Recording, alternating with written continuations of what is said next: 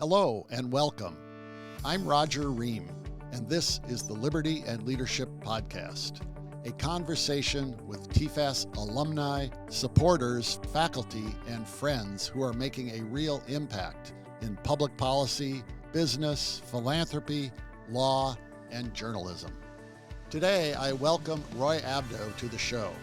Roy is a three-time TFAS alumnus, having participated in the TFAS program in Greece in 2006, then our capital semester in Washington, D.C., and the Public Policy Fellowship Program.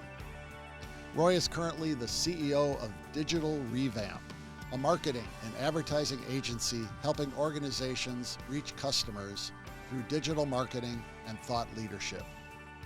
But defining Roy only by what he does today would miss an incredible story that led him to the United States. Roy left his home country of Lebanon in 2006 to study abroad at a TFAS program on the island of Crete in Greece. What was going to be a 3-week-long summer experience was what I would describe as stranger than fiction.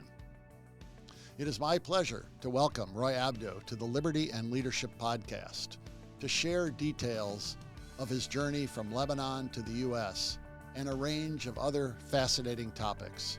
Roy, welcome to the show. Thank you so much, Roger. And I'm honored and I'm blessed and I'm excited to be speaking with you. And one of the best things that's ever happened to me was being part of the TFAS family. So I'm excited to be here, sharing my experience with you, and going through this journey of this podcast today. Well, we're proud to call you a TFAS alum, and I think since I teased the story, we should get right into that. I've got to begin with this. You left Lebanon, the country of your birth, came to Crete to attend a summer program we sponsored there. And obviously you had a previous life growing up in Lebanon that was formative in shaping your character. But the events of 2006 were profound in terms of who you are today. So please talk about what happened that summer. So the story happened. I was at the Lebanese American University in Lebanon, and a friend of mine told me about this program in Greece, a leadership program, and a conflict resolution program where you bring in 70 people from all over the world to study about conflict resolution and liberty and all those good stuff. And I remember to myself, wow, this is really cool. So I applied and I got in, and next thing you know, I got on a flight with my other friends who are also in the program. I land in Athens. I take a boat to go to Crete, which is about 3 hours, I think, if I recall correctly. Yeah, if 3 you to were on 4 hours. a high-speed boat would get you there in 3 hours, I think. No, Yeah. probably like 6 hours. Yeah. Yeah, it's true. And I get to Crete. I walk into the program, and Michelle, who's the program director, tells me, Roy, I hope your family's okay. I'm like, why? She goes, the war. I'm like, what war? The civil war ended 30 years ago. Lebanon had a civil war for a long time, but it was like a peaceful area after that. And then what happens is I realized that we were one of the last planes to leave Lebanon before Israel bombed the airport and Hezbollah bombed Israel and the capturing of soldiers and all sort of things. And I had no idea that all of that is going on as I was landing as I was walking into Crete, and I was at that point turning 21 years old. So imagine leaving your home country, and landing in a place and realizing, oh my God, there's no airport to come back to. And the story goes on where, because of the TFAS program, this is when I had one of the most profound, I would say, educational experience I've had in my life. An example of from the classes we took on there, the interaction we've had with all people from all sort of nationalities. And that pretty much shaped my character and made me aware there's so much more going on outside of my home country. There's so much more geopolitics, conversations, opportunities. And what happens is the program ended after 3 weeks. Everybody left except us who are from Lebanon because there's no airport to go back to. Yeah, And it's not like you could fly to Tel Aviv or even Damascus when a war is going on and take a bus. So you're exactly, kind of yeah, trapped. pretty Yeah. much. So I couldn't go anywhere. So I stayed another week in Crete on the program, and then through the help of the partners that TFAS has, and the TFAS was a tremendous help, kind of arranging us a place to stay, or helping connecting us with people who could help us places to stay. So I stayed another week in Crete, Then I got on a boat and I went to Athens, thinking maybe if I go to the Lebanese embassy, they would help us somehow get somewhere. I went to the embassy. They're like, yeah, maybe we can build you a tent outside and sleep in it. I'm like, what? So, so I was lucky that TFAS alums, they're Greek, and I was sleeping on their couches from one couch to another. And then what happens at that point, TFAS was doing its best, and Michelle, the program director, arranged for a couple of us the scholarship to go do the capital semester, uh, the fall semester at that point. In Washington, Two that's other in Washington, D.C. Washington D.C. Yeah. Correct. So I was like, this is exciting, but the problem was I had to figure out how to pay my flight and the difference of the scholarship. So I told Michelle, like, listen, this would be great, but I cannot do it. While two other Lebanese were able to do it, so they got on it and did the program. In my case, I stayed in Greece for another 2 weeks after that. But through Michelle was on her way to Hong Kong, and she met another TFAS alum. His name is Anthony Shop. So I give him a big shout out. Because of him, a lot of the story happened. So he's also a TFAS alum. So Michelle, the program director, shared my story with Anthony, who was also an alum of TFAS, and she told him, I have like one Lebanese student who's stuck in Athens, and he can't go home, and he doesn't have enough money to go on the capital semester.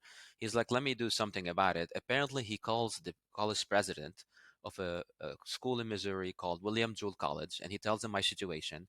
They arrange a scholarship and plane ticket for me to get there, and I had no idea. So I got a call from Michelle. She goes, "Hey Roy, I spoke to alumni of TFAS, and they got you a full scholarship and plane ticket to go to school in Missouri. Are you interested?" I'm like, "Sure." So And what about, Roger, did you have an issue in terms of visa in order to do that? so what happens is I had enough money to they mailed me the I-20, which is a form you have to get when you're traveling to America to study. They mailed me the I-20. I looked how much money I had. I barely had enough money to pay all those fees. I ran to the American embassy. I, applied for everything. I got my visa. I went back home. I packed the one bag I had, and I got on the flight. I remember I had $30 in cash, and I had the address, and I knew they arranged me a host family or someone to pick me up, but I wasn't sure. There's no smartphone. You're talking 2006. I had a Nokia phone, if anybody remembers.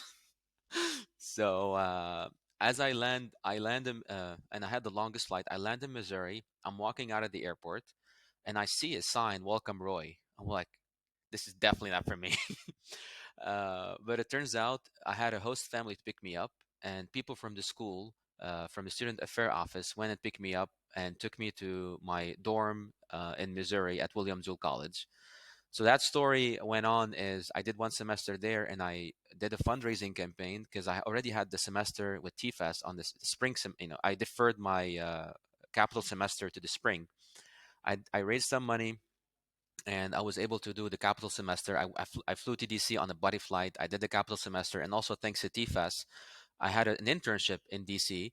An internship was also paid internship, which that also was another experience where I always recommend for anyone who's trying to be connected, get in a place where there's people around you where you're becoming helpful for, useful for. And TFAS gave me that opportunity because I was interning at an international organization, and getting paid for it, so I was able to afford life in DC and meet people and do the work that I want to do. And then what happens is after I finished the capital semester, I made a decision that I want to graduate from the US, because if you graduate from the US, it enables you to get a work visa, which enables you to get a green card at some point. So I looked on the situation that I have is I can't get loans because I'm not a US citizen. I can't get scholarship because I was senior at that point. So I had to figure out a way to pay for my school. So back then, through the help of Anthony Shop, who's the same person that TFAS, TFAS alum who connected me with first scholarship, we were discussing. He's like, why don't we just do a fundraising campaign and raise your undergraduate tuition and get you to school. Also, in parallel, what I did a blog with my story, and I put a PayPal account, and I'll start like emailing people. Anthony's connecting with people. Michelle, the program director, connecting with people. With the help of everyone collectively, and people from Missouri were helping me come back to Missouri, to the William Jewell College in Missouri. Through everyone's collectively, we were able to raise $35,000 that we used to pay for my undergraduate. So I was able to get a degree, which enables me to get at some point a work visa. Long story short, Yeah. I ra- we raised the money. which is a crazy story to think about. Like 21 years old, figuring out how to get all of these pieces. And then I went back to Missouri. I graduated, and I finished in 2008. Remember what happened in 2008? Yes, I certainly do. It wasn't a great environment for coming out of college into, right? Pretty much. And not only I want a job, I want a job that sponsors my visa. It's like an H-1B, which is very difficult because you have to justify it. Yeah. So at that point, I met someone who told me this sentence: "People don't hire resumes; they hire people." So figure out a way to meet more people. I'm like, I don't know a lot of people, and yes, I did one semester in DC, but how can I, get something through this? So I started email, and I went on LinkedIn, and I sent about 1,000 LinkedIn message or emails to different people. And I was lucky because someone I interned with, she was the HR director at this other organization. She got an email from me, and she connected with me. And the next thing you know, because of she knew my name when I was interning at TFAS, she was like, "Oh, I see you're looking for a job, and you speak Arabic, French, and English, and we could hire you at, it's called Voice of America. It's the Middle East Broadcasting Networks." So next thing you know, I got a job with them. Just to pause for a minute, it was through Anthony Shop, a TFAS connection, TFAS alum, and Michelle Lay of our TFAS staff that you were able to land at William Jewell College. And then it was Correct. through your TFAS internship that you got your first job out of college. Correct. And that was just almost by chance there that someone who was at your internship that summer had Yeah, was in a position to hire you at a and of at a course different role. yeah, yeah. And your Arabic, French, and English obviously helped. You studied those. I know most people in Lebanon probably speak Arabic and French. I'm guessing Correct. English is something you Yeah. studied in school.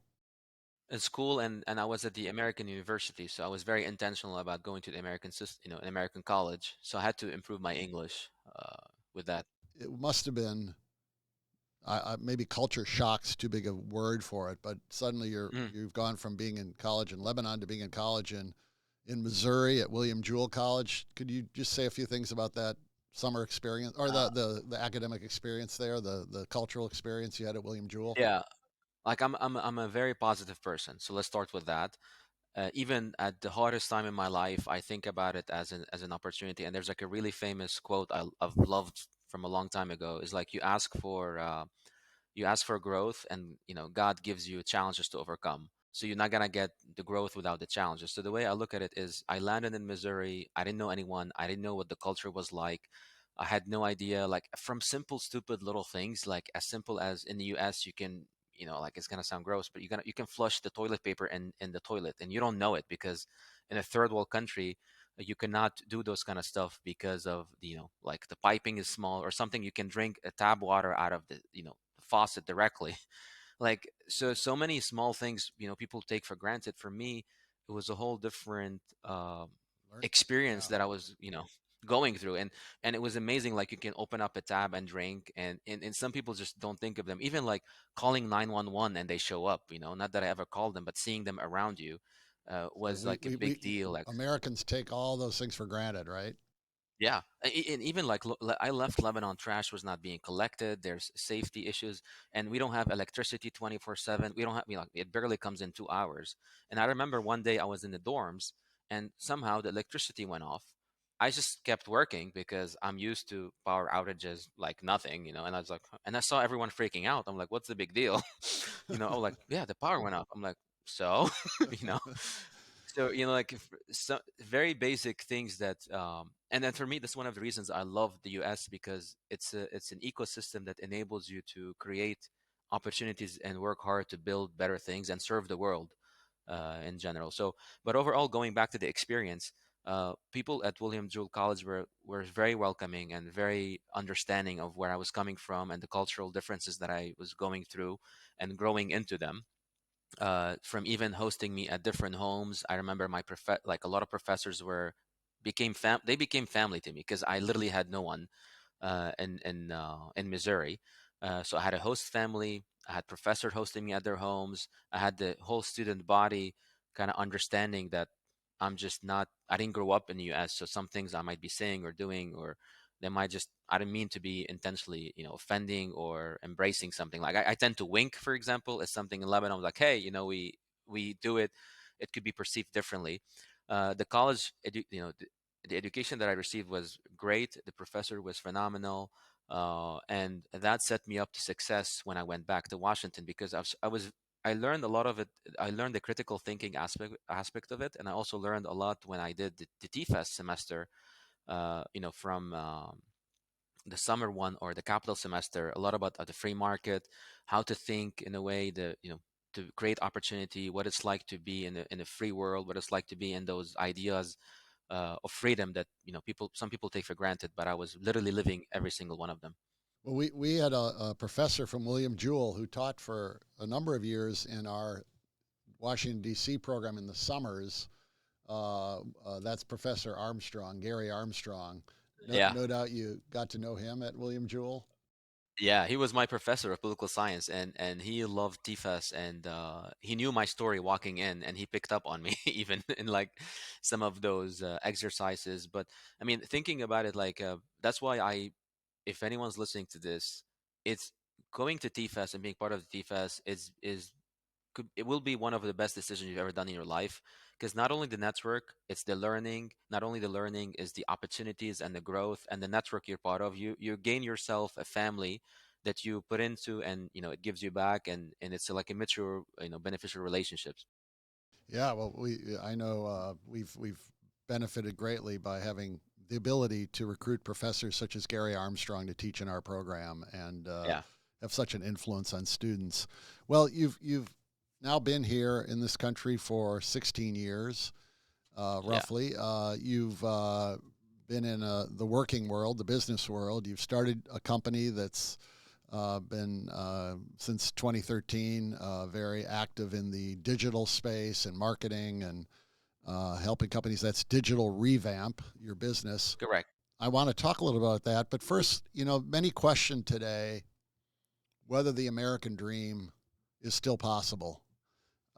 You've seemed to me from your story to have been successful in achieving an American dream. Talk a little bit about the American dream and whether it's possible. I think it's more possible than ever, and I think it's even more possible in today's world. There's some people trying to steal the American dream, I feel, by what I describe sometimes, people playing some victim mentality or not going out and putting their weight and pushing the best version of themselves every day. Like for me, the way I look at it from a high level perspective, if someone like Obama was able to become president, and someone like Trump was able to become president, and someone like Biden was able to become president, it gives you the opportunity to dream big. There's someone who's black who made it, and then we work with a lot of executive leaders from different colors, different races that are at the highest level of positions, because they took one commitment on themselves, which is becoming better every single day. And for me, one of the reasons why the American dream is possible, because there's an infrastructure and there's a rule of law. And when there's a rule of law, everybody's under the law. It enables you to have your right protected. You can start a company, you can provide service to the society, and the society values it, gives you money for it, and that money is protected. So you can build the life that you achieve from owning a business, owning a house, serving other people, knowing your right protected. So the way I look at it is, whenever people say, "Oh, there's no more American dream," yeah, because you're trying to not work as hard as people worked. Because if you think about anyone who lived the American dream, he didn't just work hard; he worked hard and smart, and was able to provide value to others. So that's why, for me, I am a big believer of like uh, the Constitution, our founding fathers. Even one of the things that we read at TFAS and touched me the most was Tocqueville. If you guys haven't read Tocqueville and his journey on America and his fascination from the printing press, the freedom of right, to the American way of doing business, or the American way of even living a life, to me that's like all are the fabric of what the American dream is about. Okay, yeah, well, thank you. That's well, very well said. I can't take issue with what you said there, and I'm glad your reading of Tocqueville and your other courses with TFAS have I helped did you the readings, understand. But Roger. because I know a lot of that came from your experience too, and you did it through your own hard work. Not you didn't have to have. Obviously, you had people supporting you along the way, helping you along the way, but you didn't. It wasn't a victim mentality where, hey, you have to give things to me because I can't do it on my own. You did it with your hard work and your sweat. So tell us how you got to build this company, Digital Revamp. So after I worked at Voice of America in broadcast and media for about 7 years, it turns out if you have an undergraduate and you apply for a green card, it takes you 3 to 5 years to get a green card.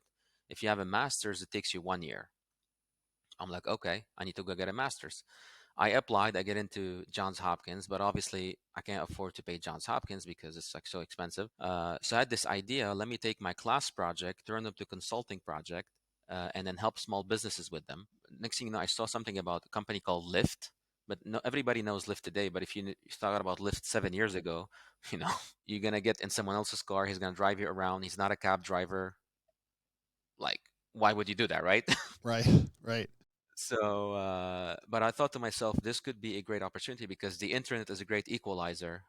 So I did a proposal for Lyft in sense of like, here's how you help launch a marketplace, and I sent it to them. Next thing you know, I was working with Lyft on their launch in DC, and then from Lyft, I was able to take the money, and then pretty much the model that I had in mind is when you do an MBA, they give you a lot of case studies and class projects.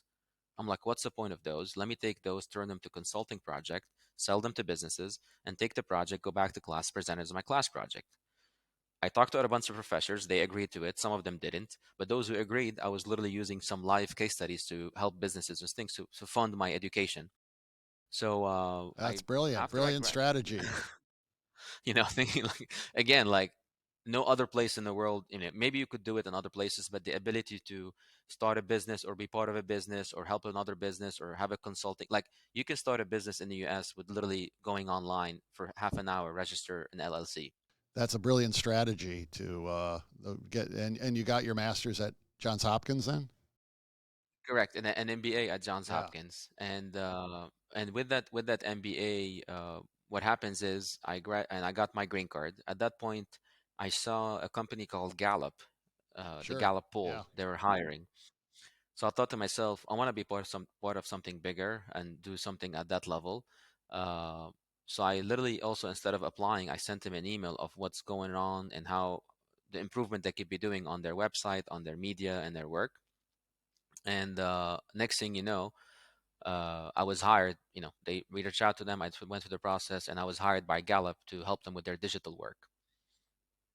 And after I did the consulting work with them, I thought to myself after 2.5, 3 years, I'm like, you know what? I can do this for a lot of other clients outside of Gallup. So I went to the CEO. I'm like, hey, listen, I'm thinking about starting my own company and doing digital advising, digital consulting. He's like, well, this is great. We can be one of your first client. I'm like, this is great. Yeah. So next thing you know, I was helping those small businesses I was initially working with at phase one, and then next thing you know, I was working with SHRM, which is the largest association in the world. And what I realized, what my God-given talent to me is the ability to strategize and tell stories. What are some of the secrets that provide organizations, individuals who want to promote their brand and reach a bigger market that make their stories powerful? That's the part that I'm really good at, and how I got good at it is I understood the power of storytelling and changing someone's emotionally, because everyone on the planet would like to move emotionally from one state to another. So the best way for brands to engage an audience is to help that audience move from one place to another by empowering them or what they could be doing. So anytime I looked at the framework from any brand, is I see, are you able to move your customer from point A to point B? And if not moving your customer, also you have to think about the positioning of the company. Most companies talk about themselves. Companies that succeed talk what they could do to the customer. They become a guide in the customer's life. So those are like my two kind of pillars of building a brand. So right now we work a lot with executives on their executive branding. So we turn the executive into a thought leader by taking his content, his ideas, his vision, and transcribing it into content, into graphics, into visual to help to post it on LinkedIn to build him a following. And all of our content is useful advice for the world, helpful ways for companies to grow, helpful ways for HR professionals in our case to be the best HR professionals of themselves. And the second thing is knowing your customer so well and knowing the problems that they're having and putting content on how your products, your solution, your company is the guide to help them get better. So, and doing it consistently, that's the recipe to grow a following, and that's how we help our clients. And you're as I recall, you've mentioned that your company is now not just working here in the United States, but you've got some work you do in Lebanon. You're becoming a global company? I mean, because of my background, I was receiving a lot of inquiries for some work to be done in Dubai and Lebanon. So we actually right now have an office in Dubai, and we work with Ras Al Khaimah, which is one of the Emirates in Dubai. We do work for them, and we also work with. We have an office in Lebanon, because part of my commitment was I had a very hard, life to build the dream that I want to live, and I had to leave my family, my home, and gain another home, which was great too. But also, some people don't want to, have that experience. So now we're able to help people get jobs in Lebanon, because we're able to open up opportunities for them and create work for them that we bring in from other countries because of the the high unemployment in here. Well, if you don't mind, Roy, let's talk for a few minutes about Lebanon. It's a beautiful country, has a terrific climate, wonderful people, but it's been enmeshed in conflict for decades. It's had leadership struggles, uh, government dysfunction and corruption, war, terrorism. You had that awful warehouse explosion that destroyed your port just a couple of years ago. It's contributed, these factors have all contributed to very difficult times for that country. Uh, is there hope that things can improve and Lebanon can be? I mean, it could be just a very rich country with lots of opportunities for people if it could overcome these problems. But where do you see things today? It's very difficult seeing how a country like America runs and coming back to Lebanon and see how things runs. You notice how much disconnect there is and how far are we from actually being a nation. And what I love about America, how much Americans love their country and they love their nation, and they put it first among everything else, and they love to serve. And I think the challenge we have in Lebanon, there's different political parties, and they're not all of them are aligned on this definition of what Lebanon could be and would be. So there's a group, nature-wise, we have a lot of beautiful resorts, a lot of beautiful, like one of the most beautiful nature sceneries I've ever seen, and across all my 24 countries that I've traveled to.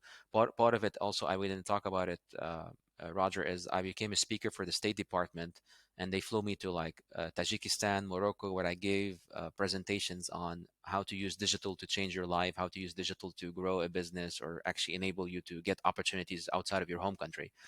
So when I look at Lebanon, going back to your initial question, we have a lot of God gave us a lot of things, but humans here are not set to make the most out of them to make the country successful, because there's Hezbollah have their own agenda, the other parties have their own agenda. There's no defined agenda of Lebanon nationalism, like Lebanon as a nation. What could it be in our structure? And we don't like Lebanon does not have Washington or Jefferson or Madison, or like those people who love their country more than their own interests. Like thinking about Jefferson, even if you know about Virginia, a governor of Virginia cannot run for 2 consecutive terms because they're so set on not being a monarchy.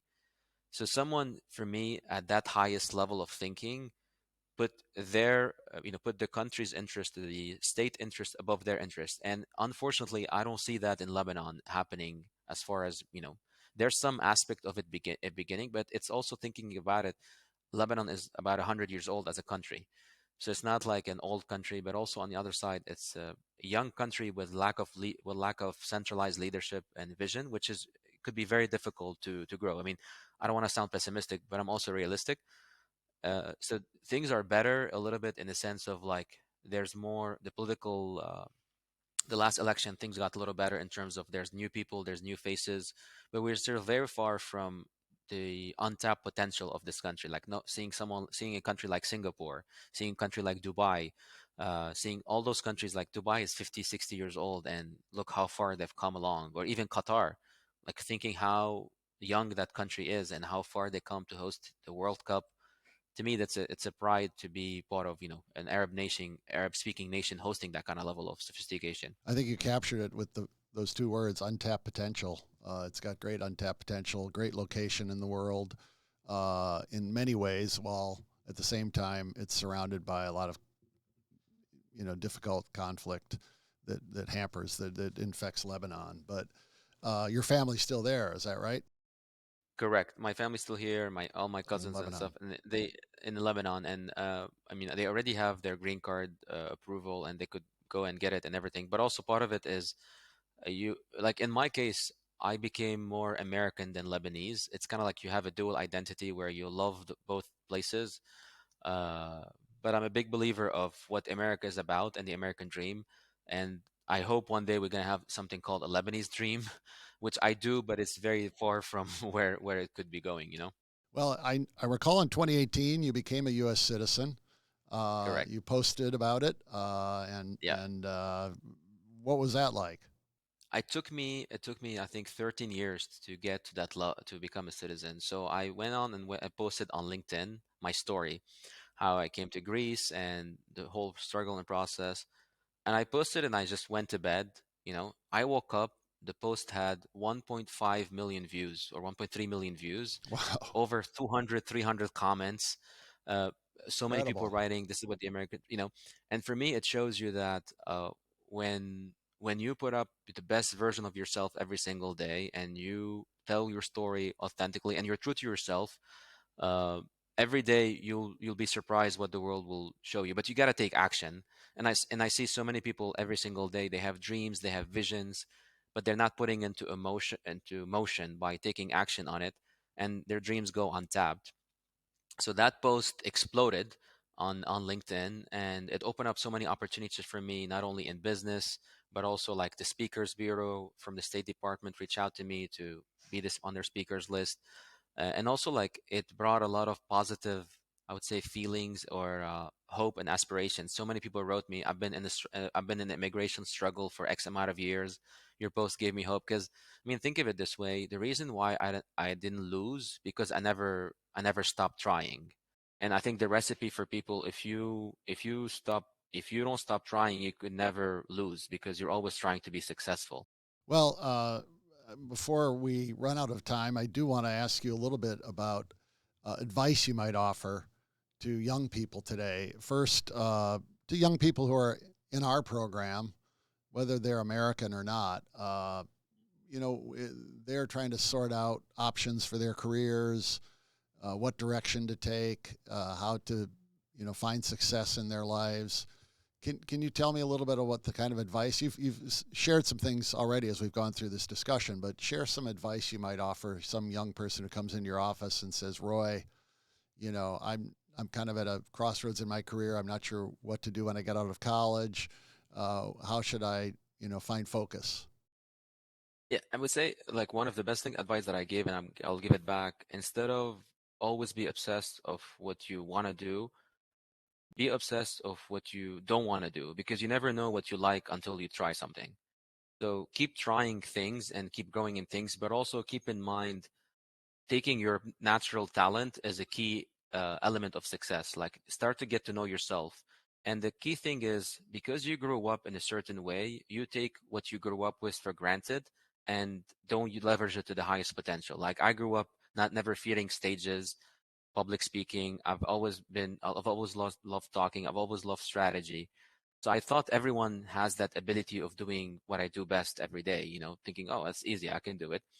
So I'd say one of the biggest lesson learned was self-awareness, knowing what makes you unique and make you special, even though you grew up with it, and taking that and complementing yourself with those who could help you with places that you're not that good at them. So don't try to be everything for everyone. Be useful for a certain amount of people, for a certain amount of tasks. That would help you push further than anyone else. And the common thing that got me is you have to free yourself from it's okay to fail. Fail is another lesson, and you never fail if you keep on trying things. So I would say, knowing yourself, it's okay to fail. Fail is another lesson. Keep moving, keep trying, and surround yourself with people that you trust and they give you an honest feedback, have an honest conversation with them, whether it's a mentor, whether it's a coach, whether it's your circles, your ex-boss. Everyone around you is not, the best fit for you. It's not like your greatest mentor, but think about there's certain amount of people that they're already successful. They could give you that 1% tip to move you further in your life. And read a lot. Like I read a lot. I make a point to show up in places, even though if I'm tired, even though if I'm like, for example, the happy hours or the gathers you guys host, sometimes I'll be so tired, but I still show up and I still meet, great people, because your success is a factor of the people you meet. So you have to be useful for people. And if you're sitting at home watching Netflix, you're not useful except to the person who had their dream of making a Netflix. You're useful for them because you're watching their dream getting happen on the screen while you're sitting on the couch wishing that it was you, Yeah. Well, you mentioned earlier that people don't hire resumes, they hire people. Yeah. Uh, and I want to go back to that story you mentioned about Gallup because I found that fascinating. And there's a lesson there about the fact that you didn't wait to find a job opening at Gallup that you fit and that you could apply for. You went and looked at their website, looked at their digital media, what they do, and you found things you thought could be improved and sent them a memo about it, and they hired you. That's a, Yeah. a very creative approach you took. And I would say, like, think of it this way: you'll never be fired from a place you're useful for. Hmm. So, and you'll always be hired for a place you can add value for. So, and you might be asking yourself, okay, I'm a young 21-year-old, 22 years old. I cannot be. No, you're actually very wrong. You could be useful because the skill set you have at 21 is not something people have at 35 or 36 or 37. One of my favorite quotes is, "The older I get, the younger my mentors are." I hadn't heard that. That's a good one. Because think of it, like, no one knows TikTok better than a 21-year-old, right? So if Gallup wants to be relevant in the next 5 years, TikTok is on the rise. You could be going for them and finding you something useful where you could be useful for them. I got to write that down. The older I get, the younger my mentors are. Roy Abdo. Okay, we're gonna get that into the some book of quotations and attribute it to Yeah. you. Uh, the one thing we did a new strategic plan at TFAS just 2 years ago, and we looked at our mission statement in the process, and we made we just made one kind of minor tweak to the mission statement, which, as I always said, what we're doing is developing leaders. And we added the word courageous, developing courageous leaders, because we just thought in so many instances being a leader requires courage. And it could be anything from being in I'll say, a woke environment today. Speaking up sometimes can lead to censorship or pay a cost for speaking your mind about something. Uh, but it also takes courage to do the kinds of things you did. Your life, it was forced on you to some extent by external circumstances. But to be a 21-year-old suddenly in a city like Athens, unable to return home, you turn that into a courageous journey that has led to great success in life and adding value to the businesses and lives of so many others now here in the United States and outside the U.S. So, do you have any thoughts about that? About when you must have had times where you were scared or frightened, and you had to summon up that kind of courage. I'd love to hear you say something about that. I love the word courage, and like, I'm afraid all the time. Like, it's normal to be afraid. If you're not afraid, if you're not anxious, it means you don't care. Or you aren't So taking any kind of risks, right? exactly, like, your life is just not where you could be. So for me, is that one of the things I loved is something from Jeff Bezos. He calls it the minimum regret framework. So when he had this idea of Amazon, he went to his boss and he told him, and his boss tells him, "Okay, yeah, that's a good idea for someone who doesn't have a great job on Wall Street like you, Jeff." So Jeff goes home and he sits down and he thinks, "What would I regret when I'm 90? Not starting Amazon or not quitting my job?" He's like, "Not starting Amazon." So he went and quit and started Amazon. So I think every single day in my life is, what would I regret more? Not starting Digital Revamp or not quitting my job, or like, kind of, I want to reduce the amount of regrets. And for you to reduce the amount of regrets, you got to have the courage to take decisions that are outside of your comfort zone and step into places where you've never stepped in. And guess what? It's gonna be, painful. It's gonna be ugly. Like, but that's where you surround yourself with people who are smarter than you to reduce the amount of errors. Not taking action is wrong. Taking action is less. It reduces the amount of wrongness you're doing. For example, like there's no bad, like not making decision is the wrong decision, but making decision could be the fractionally wrong decision. But the more decisions you make, the better you get at it. So I would say like it's okay to take a decision and it's okay to change that decision. So having the courage to make decision is one of the qualities of a leader. And I always look for people who are in that position or are okay with being wrong and they admittedly say I'm wrong. Even like I work with one of our clients, he advises executive of Fortune 500 companies. He makes predictions all the time. And part of making predictions is it's okay if some of them are wrong, but at least you're trying to make sense of the world, you know. So I love when you added the word courage in there. And sometimes when I think about it, you're only forced in certain places. Like for example, the only time I was forced to do something was when I was in Greece. But every single decision I've taken, I've understood that there's two things in life. There's fear and danger, and we all tend to mix them up. Danger is real. There's a lion outside. There's a shooting outside. It's a real thing out there. Fear is a factor of it. It's an emotional thing. It's an imagination. It's a feeling. And we tend not to make decisions based on fear, while in reality, we created fear in our head. And that creation is disabling us from being true to ourselves, from being living our full potential. So making a distinction between fear and danger was one of the best things that helped me get more courage that I'm creating this thing on there. I can just muscle through it and go on. Well, you reminded me of hearing from Jeff Bezos' father once that about when his son called him to say, I want to leave this job I have on Wall Street and start a new business. Will you loan me money? And he asked Jeff Bezos, well, what is the business idea you have? And he said, it's to sell books over the internet. His father thought, why are people going to buy books from you rather than from bookstores in their neighborhood, you know? But, Yeah. but you know, that was certainly a concept that was chock full of risk and fear and questions. And as you said, you know, you got to take action, motion, and move forward. And we see where it led to today.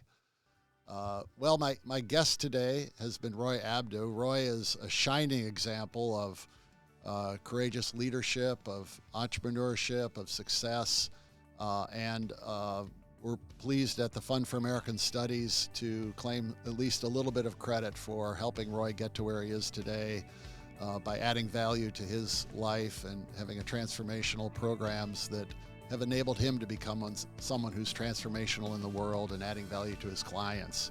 So thank you so much, Roy. It's a pleasure to talk with you today. Best wishes for continued success. Thank you for having me, and thank you for this great podcast, and I look forward to see you at the TFAS headquarters. Sounds great. The deal. Thank you. Thank you for listening to the Liberty and Leadership Podcast. Please don't forget to subscribe, download, like, or share the show on Apple, Spotify, or YouTube, or wherever you listen to your podcasts.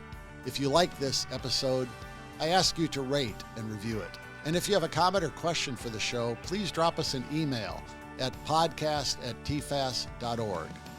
The Liberty and Leadership Podcast is produced at K Global Studios in Washington, D.C. I'm your host, Roger Ream, and until next time, show courage in things large and small.